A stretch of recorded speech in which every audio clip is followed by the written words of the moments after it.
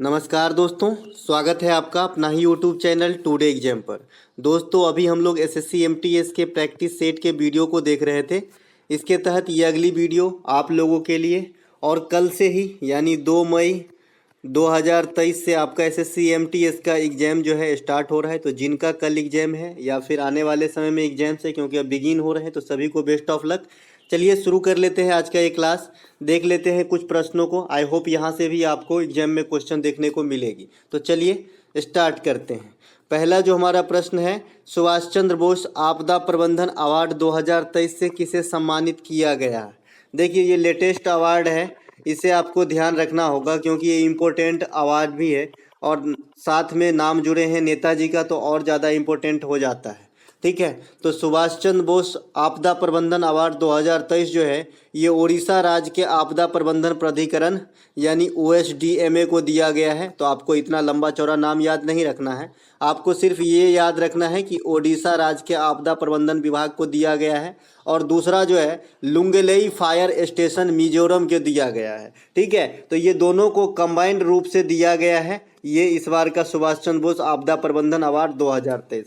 अब देखिए statics form में यहाँ से क्वेश्चन कैसे एग्जामिनर निकाल के आपके सामने लाएगा कि ये लुंगलेई फायर स्टेशन कहाँ है। भाई जो चर्चा में रहता है उसी की हल मोहल्ले में चर्च होती है ना। लुंगलेई फायर स्टेशन कहाँ है, आपसे एग्जामिनर क्वेश्चन सामने ला के पटक देगा स्टैटिक्स फॉर्म में। तो आपको क्या बताना है, ये मिजोरम के अंदर है, क्योंकि इसको पुरस्कार मिला है तो ये चर्चा में हो जाएगा। तो करेंट के साथ साथ आपने स्टैटिक्स भी करना सीखना है। इसके अलावा प्रत्येक वर्ष 23 जनवरी को नेताजी के जन्मदिन पे पराक्रम दिवस के रूप में मनाया जाता है, ये बात तो आप भी जानते हैं। इसके अलावा दिल्ली चलो का नारा, तुम मुझे खून दो मैं तुम्हें आज़ादी दूंगा का नारा, ये सभी नारा जो है फेमस हैं। और कौन दिए थे, तो नेताजी के द्वारा दिया गया था। फॉरवर्ड ब्लॉक से भी नेताजी जुड़े रहे, है ना, तो ये बात भी आपको ध्यान रखना है। सुभाष चंद्र बोस जी के राजनीतिक गुरु कौन थे, कई बार एग्जाम में आपसे पूछा गया है। राजनीतिक गुरु 2 आदमी का पूछा जाता है, एक तो आपका सुभाष चंद्र बोस का और एक आपका शिवाजी का पूछा जाता है। शिवाजी का भी पूछा जाता है और आपका जो है सुभाष चंद्र बोस का पूछा जाता है कि इनके गुरु कौन थे। तो शिवाजी के 2 गुरु थे, एक तो कोंडव देव थे, कोंडदेव, और एक थे आपका रामदास। ठीक है, तो आपका आध्यात्मिक गुरु थे रामदास और राजनीतिक गुरु थे आपका कोंडव देव थे, शिवाजी जी का, है ना। और यहाँ पे सुभाष चंद्र बोस जी का राजनीतिक गुरु कौन थे, चित्तरंजन दास। तो ये बात भी ध्यान रखेंगे, इनके गुरु से भी कई बार क्वेश्चन पूछा जा चुका है। महात्मा गांधी को राष्ट्रपिता का उपाधि किसने दिया था, तो ये सुभाष चंद्र बोस साहब ही दिए थे।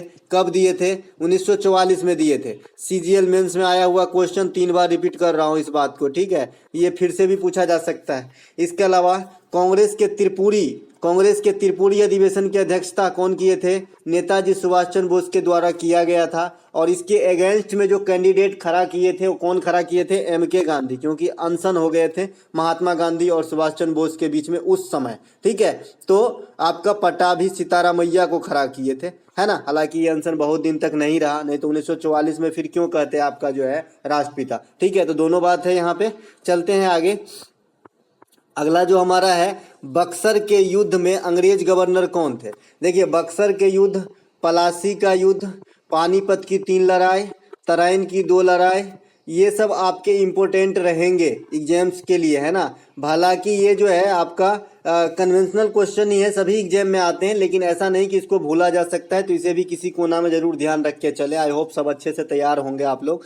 बक्सर की युद्ध जो है उसमें अंग्रेज के तरफ से यानी ईस्ट इंडिया कंपनी की तरफ से हेक्टर मुनरो लड़ रहे थे। कौन लड़ रहे थे, हेक्टर मुनरो। ठीक है, और जो पलासी का युद्ध 1757 में हुआ था उसमें रॉबर्ट क्लाइव लड़ रहे थे अंग्रेज के तरफ से, यानी उस समय ईस्ट इंडिया कंपनी कहना पड़ेगा, क्योंकि 1857 से पहले जो भी घटना हुआ वो ईस्ट इंडिया कंपनी के नाम से होती है। 1857 के बाद जो भी घटना घटा वो ब्रिटिश क्राउन के तहत होती है। तो ये बात भी आपको ध्यान रखना है, ये क्वेश्चन भी एग्जाम में आया हुआ है कि 1857 का क्या परिणाम निकल के आया। वहां पे 4 कथन दिया रहता है, तो इसमें से एक कथन ये भी रहता है कि इंडिया का जो बागडोर है, इंडिया के शासन का जो बागडोर है, ये ब्रिटिश क्राउन के अंतर्गत चला गया, यानी ब्रिटेन के राजा या फिर जो महारानी होती है उनके पास चला गया। नहीं तो पहले इंडिया में जो शासन चलता था ईस्ट इंडिया कंपनी के माध्यम से चलता था। ईस्ट इंडिया कंपनी की स्थापना से भी आपसे क्वेश्चन पूछा गया है, तो 1600 ईस्वी में होती है ईस्ट इंडिया कंपनी की स्थापना। ठीक है, और अंग्रेज जो है प्रथम फैक्ट्री कहाँ खोला था, सूरत के अंदर, ये भी क्वेश्चन आपसे पूछा गया है। है ना। और जब प्रथम फैक्ट्री खोला गया था तो उस समय मुगल बादशाह कौन था, तो उस समय मुगल बादशाह बताइएगा जहांगीर था। कौन था? जहांगीर था। जहांगीर को दोस्तों सलीम भी कहा जाता है ना। इसके अलावा जब आपका ईस्ट इंडिया कंपनी की स्थापना हुआ था यानी 1600 ईस्वी में, उस समय मुगल बादशाह कौन थे? तो अकबर थे, क्योंकि अकबर 1605 ईस्वी में जो है स्वर्ग सिधार हुए थे, है ना। और पहला फैक्ट्री 1608 में खोला गया था, तो उस समय जो है आपका जहांगीर हो जाएगा। लेकिन जब 1600 में खोले गए तो उस समय अकबर थे। इंडिया में उस समय मुगल वंश के जो राजा हुआ करता था गद्दी पे, उसी को जो है यहाँ का शासक और यहाँ ओवरऑल माना जाता था। समझ गए? चलते हैं आगे। अगला जो है, हाँ यहाँ अगला क्या पॉइंट है, तो बक्सर के युद्ध में अंग्रेज कौन हो गए भैया? Hector Munro. पलासी के युद्ध में आपने देखा रॉबर्ट क्लाइव, है ना। इसके अलावा ईस्ट इंडिया कंपनी की स्थापना देखा 1857 में जो क्या हो गया, तो यहाँ का जो शासन व्यवस्था है ब्रिटिश क्राउन के अंतर्गत चले गए, ये बात आपने समझा। बक्सर का युद्ध कब होता है भाई? 1764 ईस्वी में होता है। बक्सर जो है ये बिहार में है, आरा के पास, ठीक है। मुगल बादशाह कौन थे उस समय?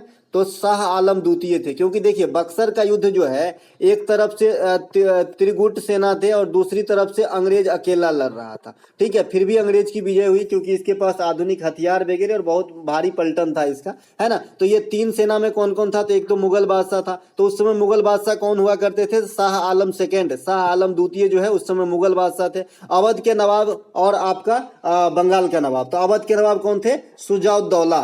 सुजाउद्दौला। बच्चे में एक कमी क्या है, हमेशा सिराजुद्दौला का नाम याद रखते हैं और किसी को यादें नहीं रखते हैं। तो भैया बक्सर का युद्ध पूछेगा तो सिराजुद्दौला मार के आइएगा, तो आपका तो 2.5 नंबर काट लेगा, है ना। तो यहाँ पे उस समय बक्सर के युद्ध के समय जो है बंगाल अवध का नवाब कौन थे? सुजाउद्दौला। और आपका बंगाल का नवाब कौन था? मीर कासिम, ठीक है। तो दोनों बात ध्यान रखेंगे, नवाब दोनों जगह है भाई, अवध में भी है और आपका जो है बंगाल में भी है। तो बंगाल के नवाब में बच्चे लोग एक ही ज्यादा याद रखते हैं, सिराजुद्दौला। तो आपको ऐसा नहीं करना है। बक्सर के युद्ध में आपका मीर कासिम नवाब थे, है ना, हालांकि ये नाम के नवाब थे। इसके अलावा मुगल बादशाह कौन थे? शाह आलम द्वितीय थे। और अवध के जो नवाब थे, नवाब सुजाउद्दौला। तो यहाँ से भी स्टैटिक्स फॉर्म में क्वेश्चन बनते हैं कि 1900 जो आपका 1764 में बक्सर का युद्ध हुआ था उस समय अवध के नवाब कौन थे, ये भी क्वेश्चन कई बार एग्जाम्स में देखे गए।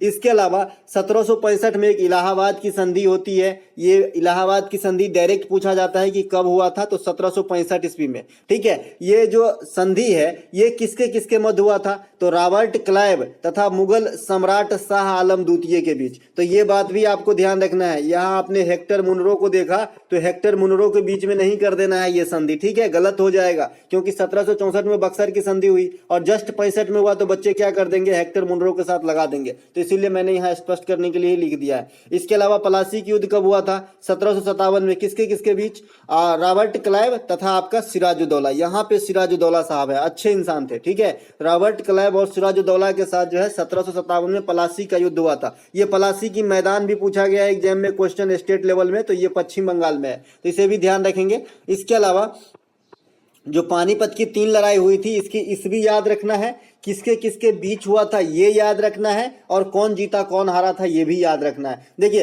पानीपत की 3 लड़ाई हुआ था 1526 में पहला, ये इसमें आपका बाबर विजय रहा था और इब्राहिम लोदी और बाबर के बीच में हुआ था। दूसरा जो लड़ाई हुआ था 1556 में अकबर और हेमू के बीच, इसमें अकबर विजय रहा था। तीसरा जो युद्ध हुआ था ये आपका 1761 में हुआ था अहमद शाह अब्दाली और मराठों के बीच में, तो अहमद शाह जो है विजय रहे थे, ठीक है।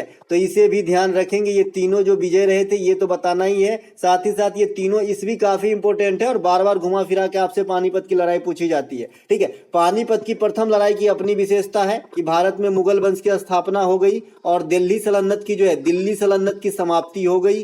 तो ये बात भी ध्यान रखना है आपका। दिल्ली सल्तनत का कोई कार्यकाल अगर आपसे पूछता है तो 1206 से लेके 1526 ईस्वी तक होती है। इस दरमियान दिल्ली पे 5 वंशों ने शासन किया था। ये 5 वंश कौन है? गुलाम है, खिलजी है, तुगलक है, सैयद है और लोदी है। इन सभी वंशों का संस्थापक आपको जरूर याद होना चाहिए। गुलाम वंश के कुतुबुद्दीन ऐबक, खिलजी वंश के जलालुद्दीन खिलजी, तुगलक वंश के गयासुद्दीन तुगलक, और आपका जो सैयद वंश है इसका खिज्र खां, और लोदी वंश का बहलोल लोदी। तो ये पांचों याद होना चाहिए। इसका जो कार्यकाल रहा दिल्ली सल्तनत पे 1206 से 1526। सबसे अधिक दिन तक कौन शासन किए? तुगलक वंश के शासक जो है सबसे अधिक दिन तक दिल्ली पर शासन किए। इसके अलावा पानीपत की प्रथम लड़ाई के उपरांत जो 1526 में बाबर और लोदी वंश के अंतिम शासक इब्राहिम लोदी के बीच में हुआ, तो इब्राहिम की इसमें हार हो जाती है और इसी के साथ दिल्ली सल्तनत की समाप्ति समाप्ति हो जाती है और भारत में मुगल वंश आ जाता है। जो मुगल वंश कब तक रहा ऐसा माना जाता है, अगर मुगल वंश का पूछे तो 1526 से 1857 तक। 1857 में जो आपका विद्रोह हुआ था, है ना, तो इसी के साथ जो है मुगल वंश की समाप्ति मानी जाती है इंडिया में। और जो अंतिम मुगल बादशाह थे बहादुर शाह जफर, उसे कैद करके बर्मा स्थित रंगून भेज दिया गया, ठीक है, जहां पर इसकी मृत्यु हो गई थी। तो ये हो गई आपका पानीपत की तृतीय लड़ाई, कौन हारा कौन जीता, दिल्ली सल्तनत की संक्षेप विवरण, ठीक है। इसके अलावा तराइन की दो लड़ाई होता है, एक होता है आपका 1191 में और एक होता है आपका 1192 में। इसमें जो है दोनों में सेम जो है आपका मतलब पक्ष विपक्ष थे, कौन, मोहम्मद गोरी और पृथ्वीराज चौहान तृतीय। पृथ्वीराज चौहान साहब थे, पृथ्वीराज चौहान और आपका जो है मोहम्मद गोरी। तो पृथ्वीराज चौहान, एक बार CHSL के एग्जाम में क्वेश्चन पूछा गया था कि तराइन के युद्ध में मोहम्मद गोरी और पृथ्वीराज चौहान ने भाग लिए थे और खाली डैश था, ऑप्शन में था आपका फर्स्ट, सेकेंड, थर्ड। तो हमेशा बताना है आपको पृथ्वीराज चौहान तृतीय, कौन, पृथ्वीराज चौहान तृतीय और मोहम्मद गोरी के बीच में तराइन की दो लड़ाई होती है 1191 और 92 में, जिसमें 91 वाले में चौहान साहब की विजय हो गई थी और 92 वाले में मोहम्मद गोरी विजय रहे थे, ठीक है। तो दोनों बात ध्यान रखेंगे। इसके अलावा चौसा का युद्ध और बिलग्राम का युद्ध, ये भी लेटेस्ट ट्रेंड में है क्वेश्चन। देखिए चौसा का युद्ध और बिलग्राम का युद्ध शेरशाह सूरी और हुमायूं के बीच में होता है, दोनों ही युद्ध, है ना, जिसमें इसकी ईस्वी इंपोर्टेंट है। तो चौसा का युद्ध होता है 1539 में और बिलग्राम का युद्ध होता है 1540 में। तो इनका ईस्वी याद रखना है ना, हुमायूं और किसके, शेरशाह सूरी के बीच में। देखिए शेरशाह सूरी से क्वेश्चन आता है कि मकबरा कहाँ है शेरशाह सूरी का, तो शेरशाह सूरी का मकबरा जो है ये सासाराम बिहार के अंदर है। शेरशाह सूरी का वास्तविक नाम भी पूछा जाता है, तो फरीद खां शेरशाह सूरी का वास्तविक नाम है। बोलता है कि शेरशाह सूरी किस वंश के संस्थापक थे, तो बताइएगा भैया सूर वंश के संस्थापक थे, ठीक है। तो इतना क्वेश्चन शेरशाह सूरी के बारे में भी आ जाता है। चलते हैं आगे। इसके अलावा अगला जो प्रश्न है, गुरु विपिन सिंह का संबंध निम्नलिखित में से किस नृत्य से है। देखिए जो शास्त्रीय नृत्य है उनके जो कैरेक्टर है ये तो आपके टॉप प्रायोरिटी पे रहने वाला ही है, क्योंकि आर्ट एंड कल्चर जो है SSC को काफी पसंद है। तो आपको जो है जो शास्त्रीय नृत्य से संबंधित आपका डांसर्स हैं, इसके अलावा जो लोकगीत है या फिर लोक नृत्य है स्थानीय, तो इनके बारे में थोड़ा बहुत जानकारी लेके एग्जाम्स में जाए, है ना। एग्जाम में खाली, एग्जाम्स तो आगे आएगा, सिर्फ ये जो अभी लेटेस्ट वाला है MTS की बात कर रहा हूँ। गुरु विपिन सिंह का संबंध निम्नलिखित में से किस नृत्य से है, तो ये आपका मणिपुरी नृत्य से है। अगर आपको याद हो, मैंने बताया है कि अगर याद है नृत्य में तो बहुत अच्छा, नहीं तो मैं कुछ क्लू देता हूं जो आपको यहाँ पे एग्जाम में ऑप्शन छांटने में मदद करेगा। जैसे सिंह ऑप्शन जो है, अधिकांश इसके जो डांसर्स हैं या कलाकार हैं ये आपका मणिपुरी नृत्य से संबंधित है। जैसे यहाँ पे मैंने खुद 5-6 सिंह लिख के रखा हूं, और भी है, जैसे देख लीजिए इसमें है गोपाल सिंह है, आतंब सिंह है, सोनरिक सिंह है, अमली सिंह है, ये सभी सिंह जो है, इसके अलावा एक विपिन सिंह हो जाएंगे। तो ये सभी जो है आपके मणिपुरी नृत्य से ही संबंधित है। इसके अलावा मणिपुरी नृत्य के और भी क्लू हैं, झावेरी बहन, दर्शना, नैना, सुवर्णा, ये सभी झावेरी बहनें थे, है ना, ये सभी के सभी आपका मणिपुरी नृत्य से संबंधित थे। उसी प्रकार से आपका कुचिपुड़ी नृत्य में याद रखना है क्लू, रेड्डी फैमिली, है ना, खास करके आंध्र प्रदेश में होता है रेड्डी फैमिली। तो ये जो है आपके कुचिपुड़ी नृत्य से संबंधित है और आंध्र प्रदेश से ही संबंधित है कुचिपुड़ी नृत्य। तो ये बात भी ध्यान रखेंगे, ये भी शास्त्रीय नृत्य है। इसके अलावा जो आपका बिरजू महाराज वगैरह फेमस कैरेक्टर हैं, ये कथक से है। इसके अलावा कुछ अन्य कलाकार जो यहाँ पे आपको देखने को मिल जाएगा। और सबसे बात, आजकल एग्जामिनर काफी चालाक, तो उन्होंने पूछना क्या स्टार्ट कर दिया भाई कि फला नृत्य में किस भगवान की पूजा होती है, फला नृत्य जो है किस रूप में किया जाता है, फला नृत्य में कौन भाग लेता है। तो ऐसे क्वेश्चंस भी आपको, क्वेश्चन आंसर मैंने पहले जो कराया है वो थोड़ा बहुत ध्यान रख के जाना है एग्जाम के अंदर,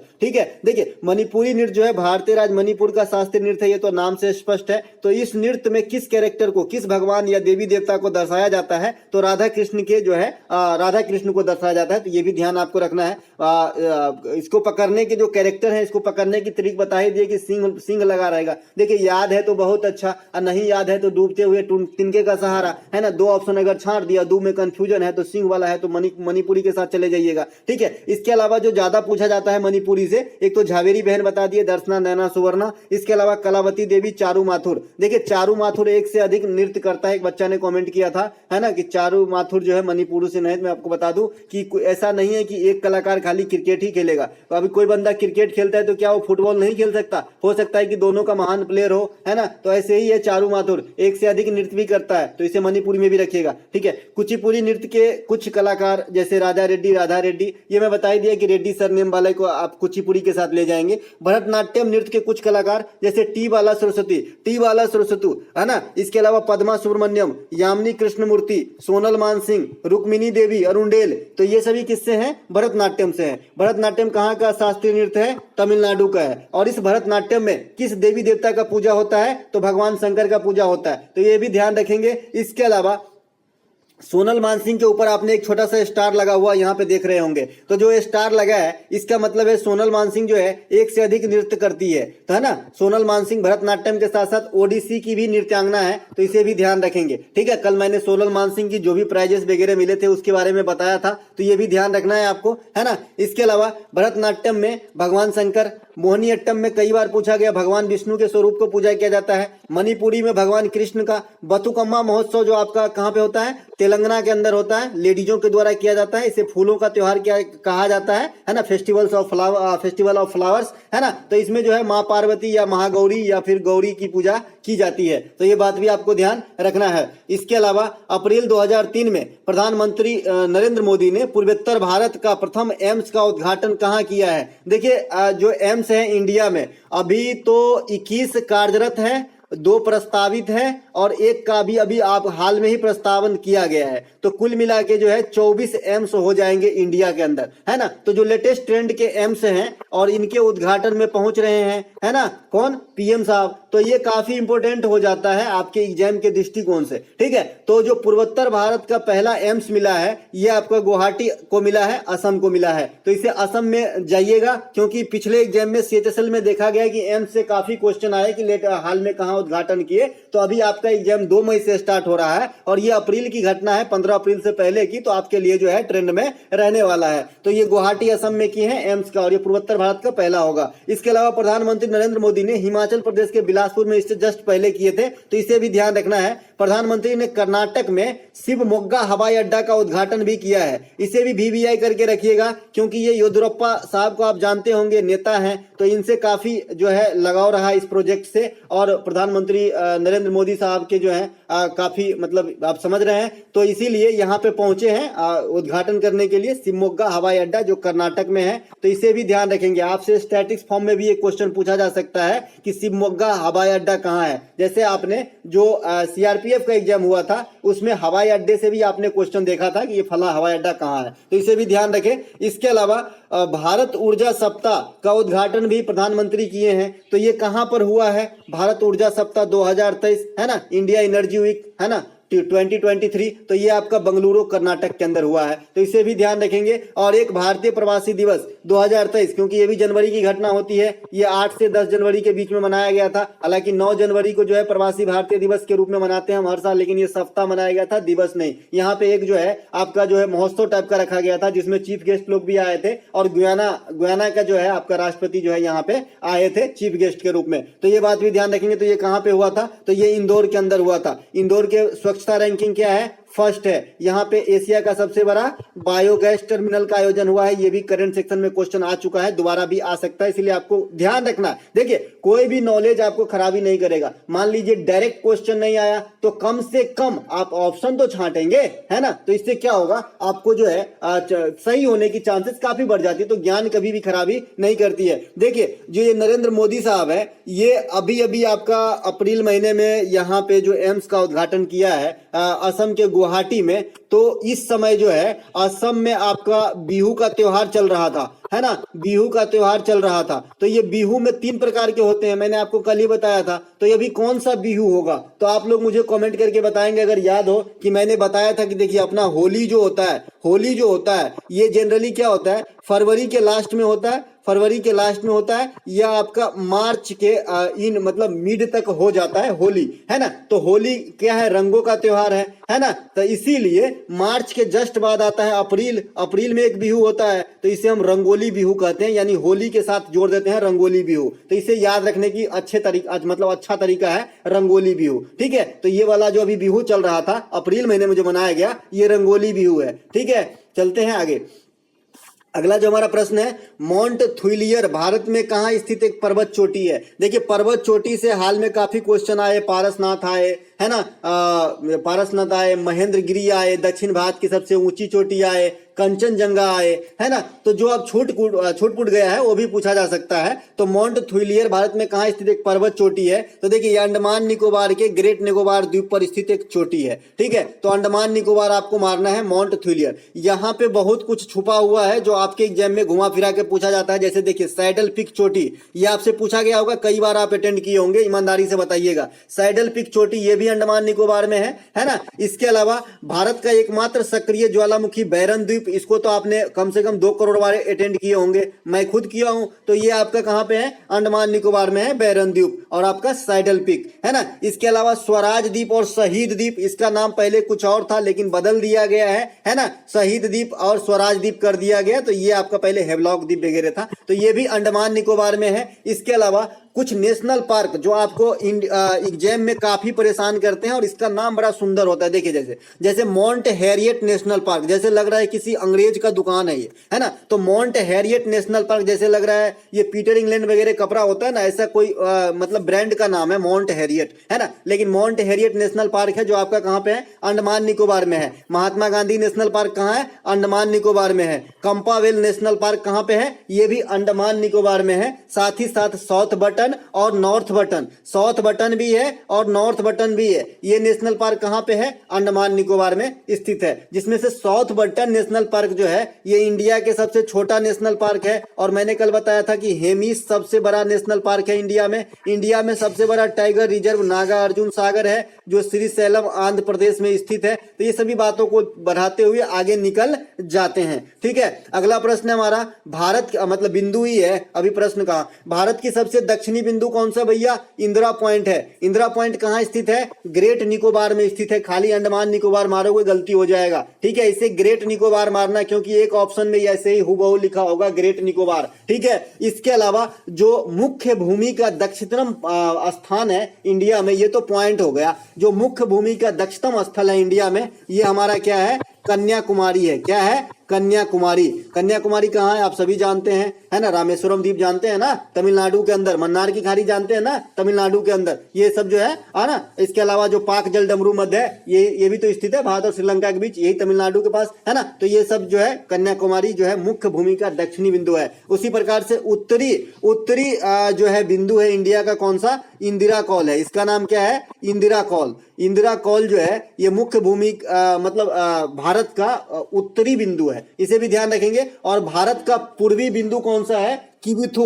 किबिथु जो है ये भारत का पूर्वी बिंदु है जो आपका कहां पे स्थित है, अरुणाचल प्रदेश के अंदर स्थित है। तो इस प्रकार से आपको ध्यान रखना है। ठीक है, इसके अलावा अंडमान निकोबार में लगभग कितने द्वीप है। देखिए दुनिया में द्वीपों का समूह वाला देश कौन सा है भाई, तो इंडोनेशिया है। इंडोनेशिया में इतने सारे द्वीप हैं कि अधिकांश को काउंट ही नहीं किया गया है। ठीक है, फिर भी ये दुनिया में सबसे अधिक द्वीपों का समूह वाला देश है। तो आप अनुमान लगा लीजिए कि इंडोनेशिया में कितने द्वीप होंगे। अगर भारत के सिर्फ अंडमान निकोबार में लगभग 570 से 575 के बीच में द्वीप है। कहीं कहीं इस आंकड़े को भैया 572 ही लिखता है, तो एग्जैक्ट लिखने की जरूरत नहीं है क्योंकि एग्जैक्ट कहीं नहीं मिलेगा, है ना। तो अंडमान निकोबार में 570 से 580 के बीच में द्वीपों की संख्या मानी गई है क्योंकि अधिकांश द्वीप पे आदमी तो रहता नहीं है ना। तो ये आप जानते ही होंगे। चलते हैं आगे।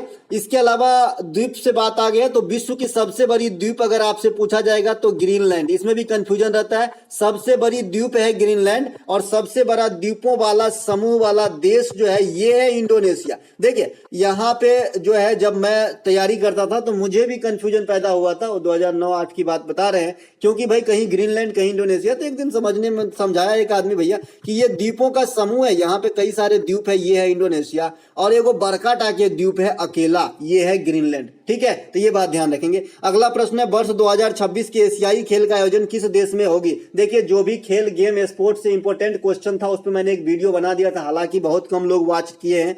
मैं कुछ नहीं कह सकता भाई, आपको जबरदस्ती थोड़ी कर सकता है ना, लेकिन देख लीजिएगा तो 2 नंबर शायद आपको जो है बढ़ जाए और नहीं देखेगा तो शायद 2 नंबर छूट जाए। तो फैसला आपके हाथ में भाई, है ना।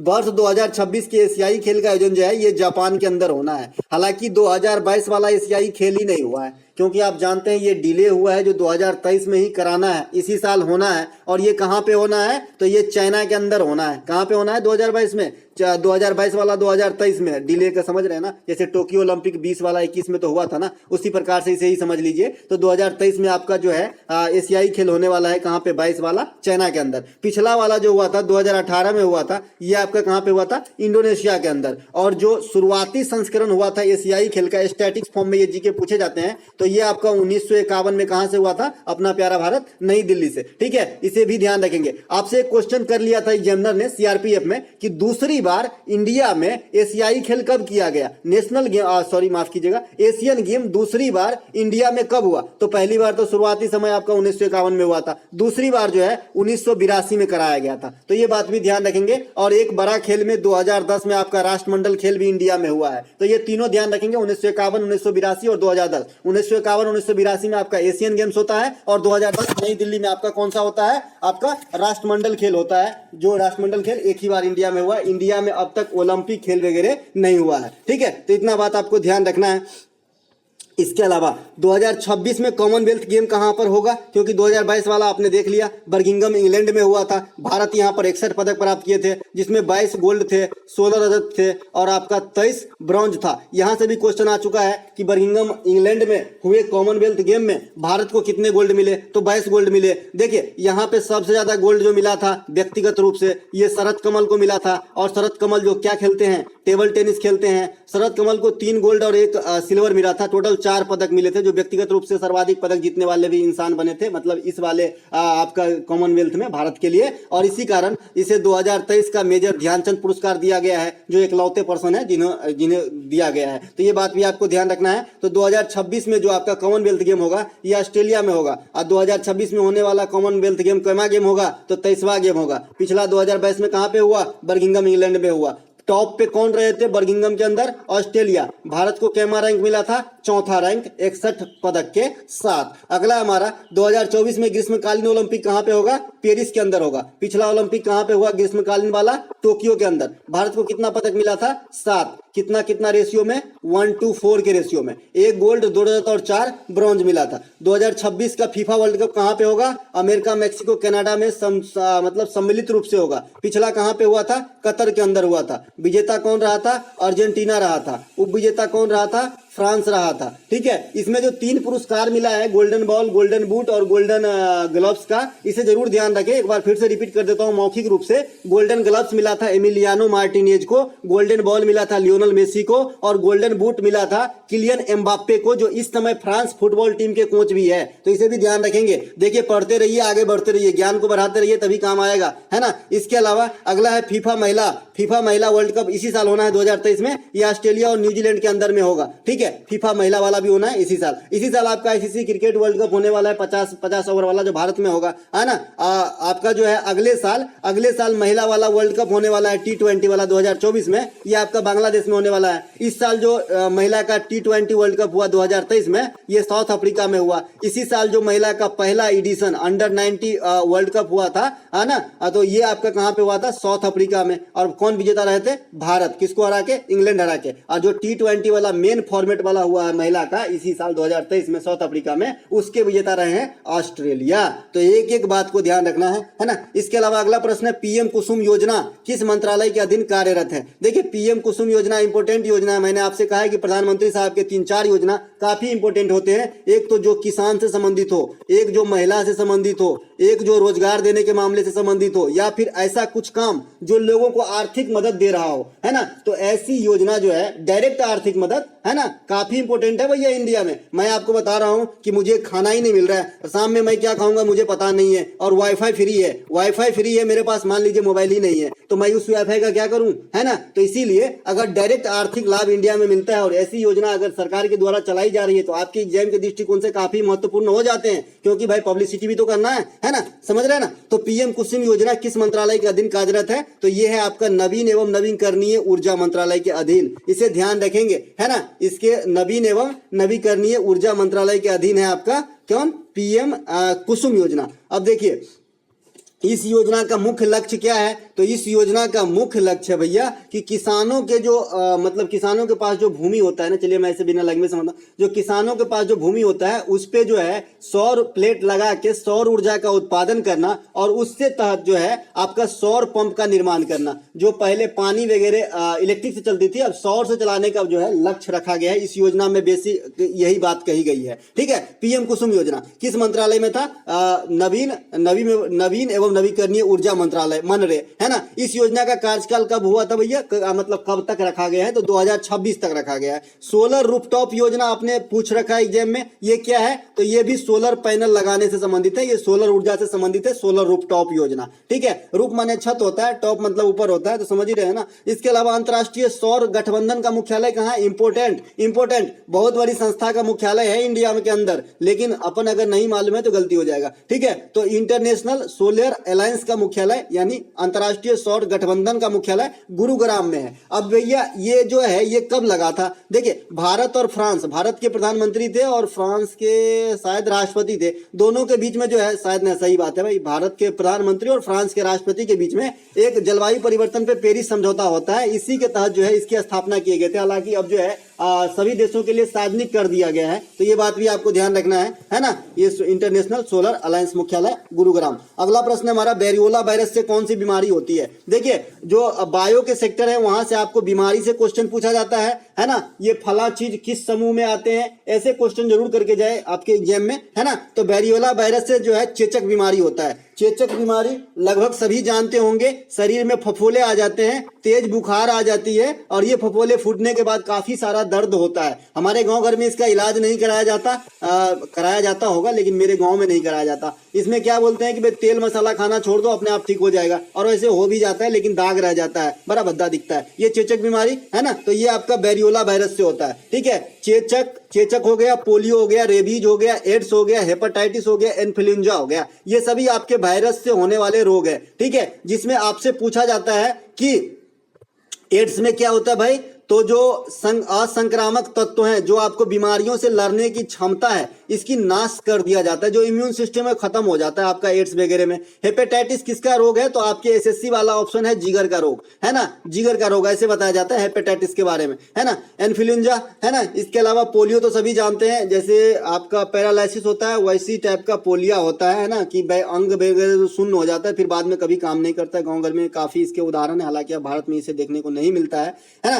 तो ये सभी आपका विषाणु से होने वाला रोग है। चेचक कब आया है? तो चेचक का टीका भी कोई खोजा है ना, तभी तो हम निश्चिंत है। तो चेचक का टीका का खोज कौन किया है? एडवर्ड जेनर साहब। कौन किए हैं? एडवर्ड जेनर साहब। कई बार एग्जाम में आपने क्वेश्चन अटेंड किए होंगे, एडवर्ड जेनर साहब को, है ना। रेबीज के टीके का खोज कौन किया है? तो ये लुई पास्चर। लुई पास्चर जो है दूध का पाश्चुरीकरण, दूध का जो है पाश्चुरीकरण आपने सुना होगा, पैकेट वाले दूध के ऊपर में लिखा रहता है पाश्चुकृत मिल्क, है ना। तो ये जो है किसने खोजा था? तो लुई पास्चर ही खोजा था।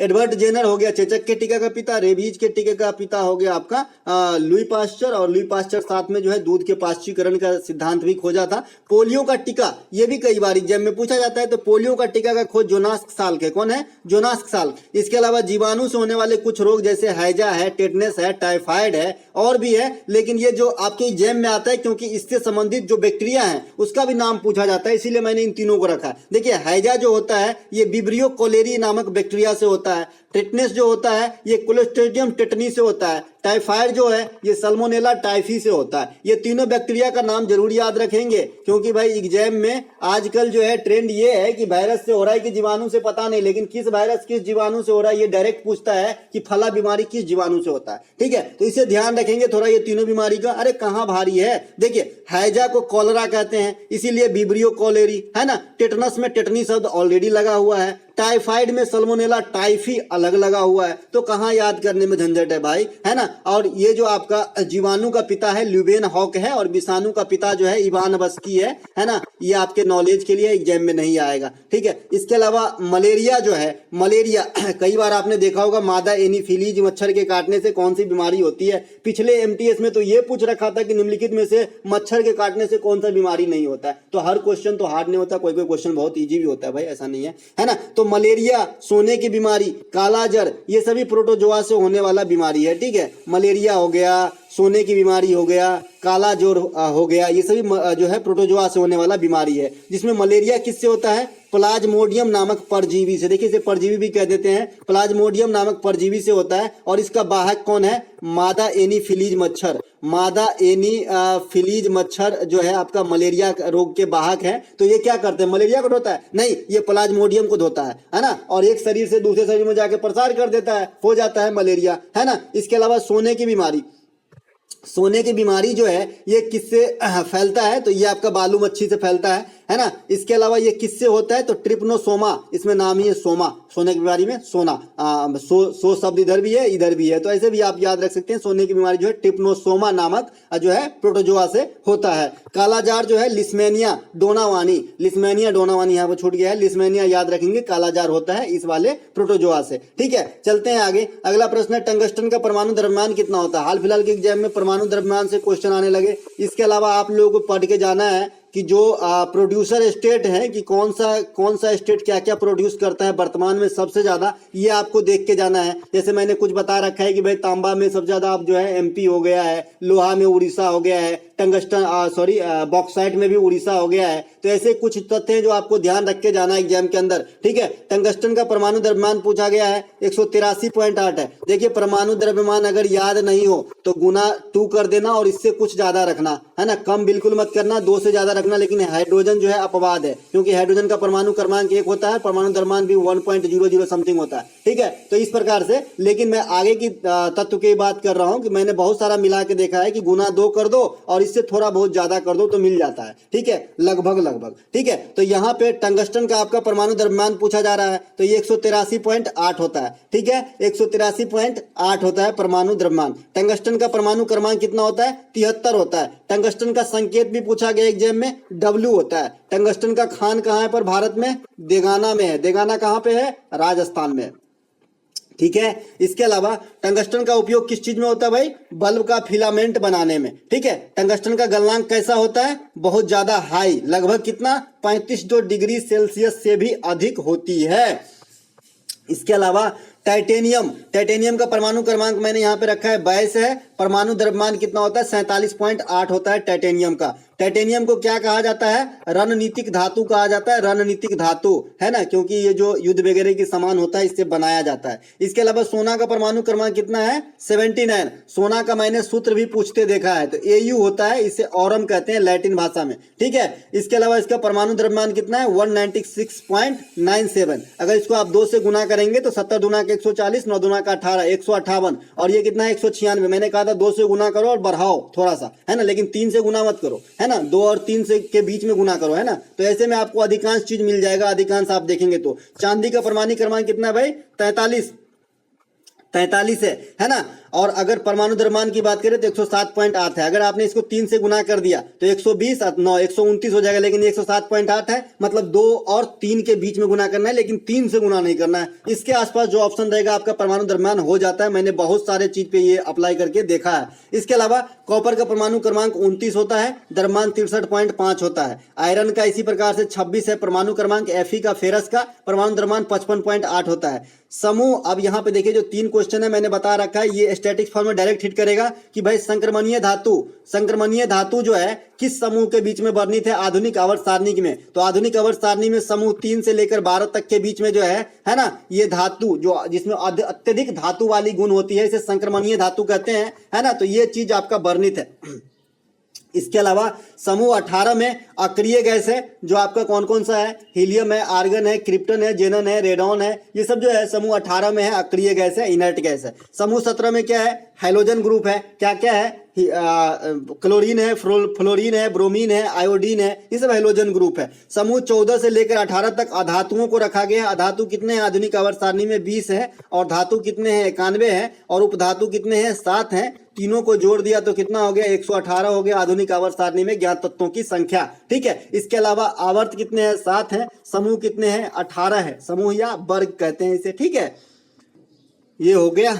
इसके अलावा जो उपधातु होता है, जिसको मैंने कहा कि भाई 7 है, तो ये उपधातु कौन सा है? जो न तो धातु है ना ही अधातु है। उससे उपधातु कहते हैं, सिलिकॉन, जर्मेनियम वगैरह को। ठीक है, चलते हैं आगे। अगला प्रश्न है, एक क्वेश्चन यहाँ से और पूछा जाता है कि जो मेंडलीव के आवर्त सारणी थे उसमें कितने ज्ञात तत्व थे, तो 63 बताना है। ठीक है, और मेंडलीव के आवर्त सारणी में 7 गो आवर्त थे लेकिन 9 गो वर्ग था या समूह था, तो इस प्रकार से आप इसे अंतर विभेद कर सकते हैं। अगला प्रश्न, निम्नलिखित में से किस अनुच्छेद के तहत सर्वोच्च न्यायालय को रिकॉर्ड अभिन्यायालय या अभिलेख न्यायालय जो है मतलब करार दिया गया है या फिर कहा गया है? देखिए, इस फॉर्म में आपको मैं 4 क्वेश्चन बताऊं आर्टिकल में जो आपको काफी इंपॉर्टेंट रहेगा। 5, एक तो आपका सुप्रीम कोर्ट का रिकॉर्ड न्यायालय होना, हाई कोर्ट का रिकॉर्ड न्यायालय होना, सुप्रीम कोर्ट का रीट जारी करने वाला आर्टिकल, हाई कोर्ट का रीट जारी करने वाला आर्टिकल, सुप्रीम कोर्ट का गठन, हाई कोर्ट का गठन, इतने जो है इन दोनों न्यायालय से आपका रहता है टॉप पे। उसी प्रकार से राज्यपाल और राष्ट्रपति में राज्यपाल का क्षमादान, राष्ट्रपति का क्षमादान।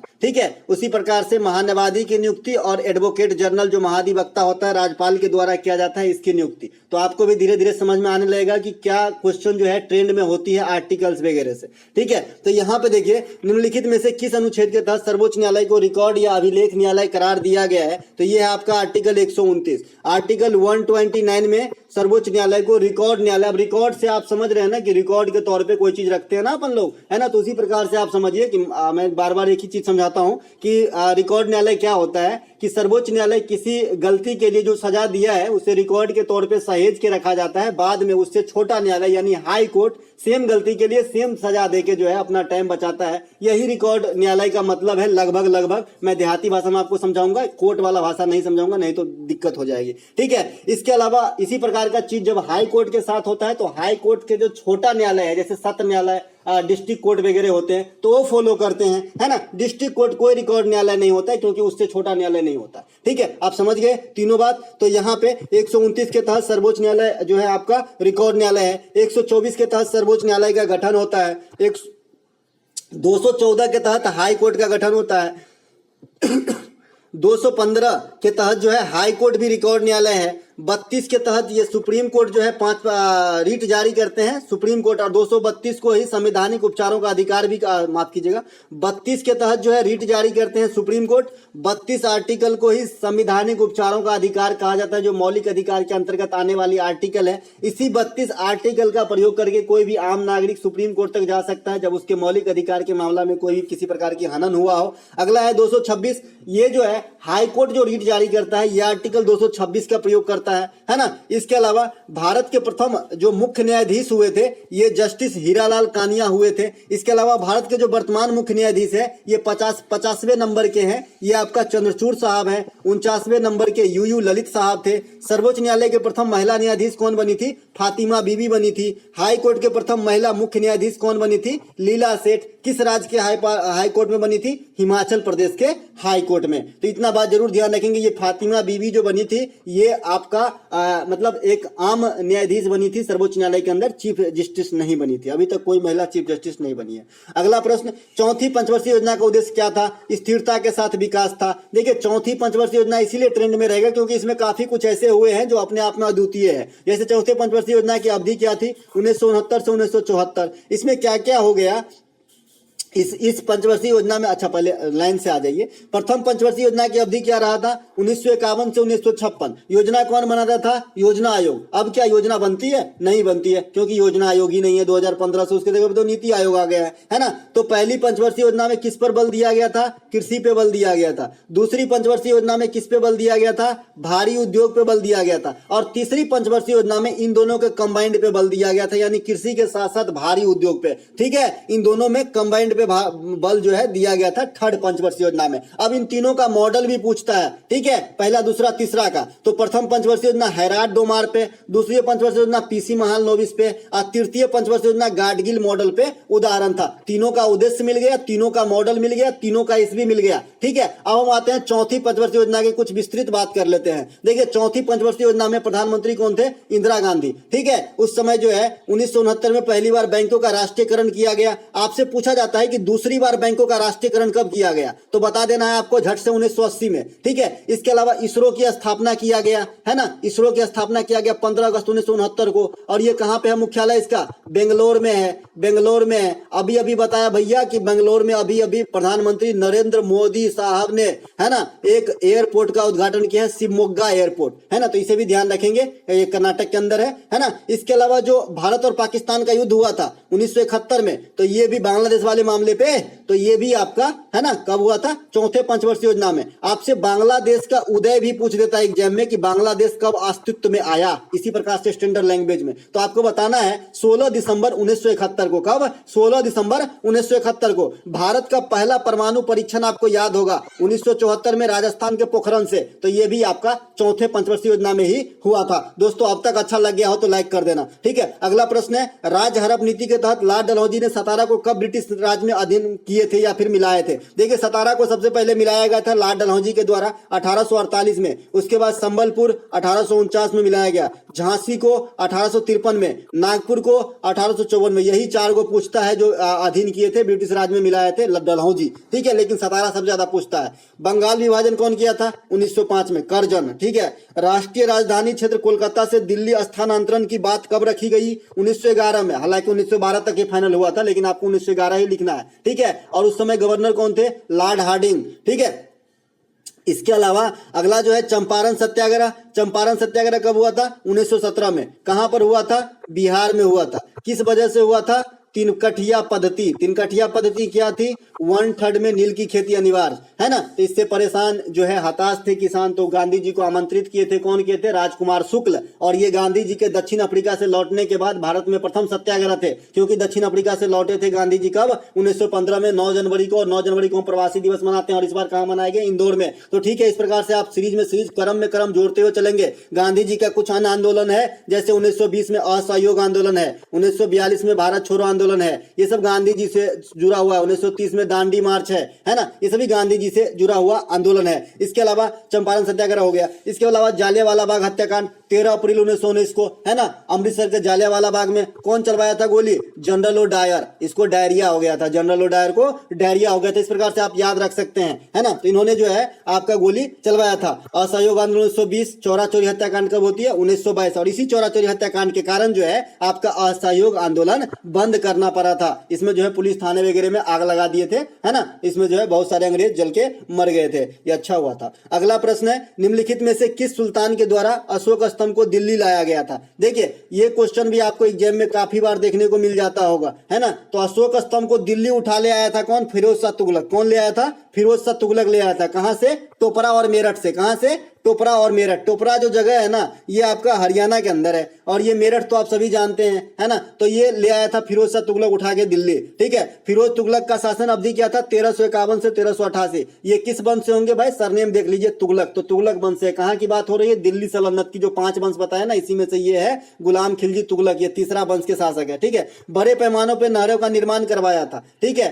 बड़े पैमाने पे नहरों का निर्माण करवाया था। अगर सबसे पहले नहर निर्माण की बात करें तो इसका जो संस्थापक है गयासुद्दीन तुगलक, वही करवाया था। लेकिन ये एक से अधिक नहर का निर्माण करवाया, बड़े पैमाने पर नहरों का निर्माण फिरोज तुगलक ने करवाया था। दीवाने बंदगान, अब बंदगान से एकदम स्पष्ट है, उर्दू भाषा का शब्द है कि गुलाम से संबंधित है ना। तो दीवाने बंदगान जो है ये गुलाम विभाग से स्थापना कौन करवाया था, तो फिरोज तुगलक। फतुहा ये फिरोज शाही, इसके आत्मकथा का नाम है, खुद ही लिख डाले, अच्छे पढ़े लिखे होंगे, है ना। दीवाने खैरात, ये गरीब के कल्याण हेतु स्थापना किया गया था, जो आपका दान विभाग था, दान विभाग था। तो ये भी जो है फिरोज तुगलक लगाए थे। कुछ अच्छाई कुछ बुराई हर इंसान में होता है। इसके अलावा दीवाने कोही, ये जो है आपका कृषि विभाग से संबंधित है, कई दफा एग्जाम में पूछा गया है। तो ये आपका कौन किए हैं, तो ये आपका जो है किए थे मोहम्मद बिन तुगलक। और मोहम्मद बिन तुगलक के काल में कौन सा यात्री आया था, आप लोग मुझे कमेंट करके बताएंगे, ये भी क्वेश्चन कई दफा एग्जाम में आ जाता है। देखिए शिलालेखों का प्रचलन जो है अशोक के समय में हुई। अशोक के शिलालेख के खोजने का श्रेय टी पेंथलर को दिया जाता है, लेकिन पढ़ने का श्रेय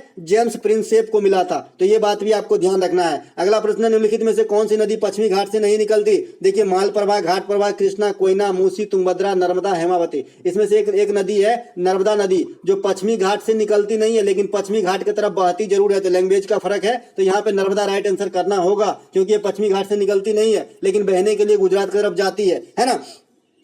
तो नर्मदा नदी कहाँ से निकलती है? तो ये निकलती है मध्य प्रदेश के मैकाल रेंज के पर्वत के चोटी अमरकंटक से। ठीक है। कृष्णा नदी कहाँ से निकलती है? महाराष्ट्र स्थित महाबलेश्वर से। महाबलेश्वर एक हिल स्टेशन टाइप जो है महाराष्ट्र में है। इसके अलावा गंगा की कुछ सहायक नदी है जो आपको ध्यान रखना चाहिए। रामगंगा नदी, ये गंगा की प्रथम सहायक नदी है। इसके अलावा कोसी नदी, महानंदा नदी, यमुना नदी, सोन नदी, फल्गु नदी जिसे निरंजना नदी भी कहा जाता है, ये भी आपका गंगा का ही सहायक नदी है। ठीक है। तो ये सभी गंगा का जो है सहायक नदी याद रखना है आपको। अलकनंदा और भागीरथी जब देवप्रयाग में मिल जाती है तो यही फॉर्मेशन वाली जो धारा है इसे गंगा कहा जाता है, जो कलकत्ता में जाके पुनः दो भागों में बढ़ जाती है। एक धारा को हुगली और एक धारा बांग्लादेश में चली जाती है जहां उसे पद्मा कहा जाता है। तो ये सभी बातों का आपको ध्यान रखना है। अगला प्रश्न है, अगला पॉइंट है, विश्व की सबसे लंबी नदी नील है और सबसे बड़ी नदी कहेगा तो अमेजन है। उसी प्रकार से दुनिया की सबसे ऊंची जलप्रपात कहेगा तो एंजील है, और भारत की सबसे ऊंची जलप्रपात कहेगा तो जोग या गोरसप्पा नहीं मार देना अब, है ना, कूचिकल मार देना, जो आपका किस नदी पे है?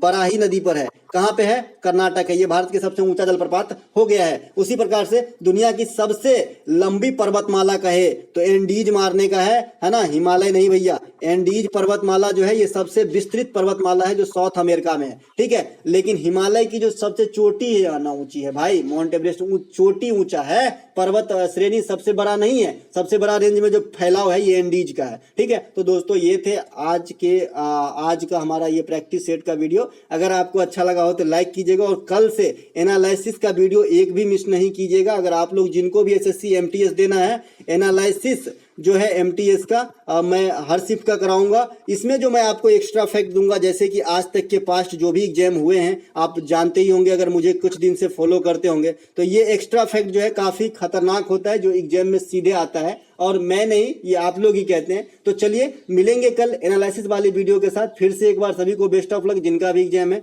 जय हिंद दोस्तों।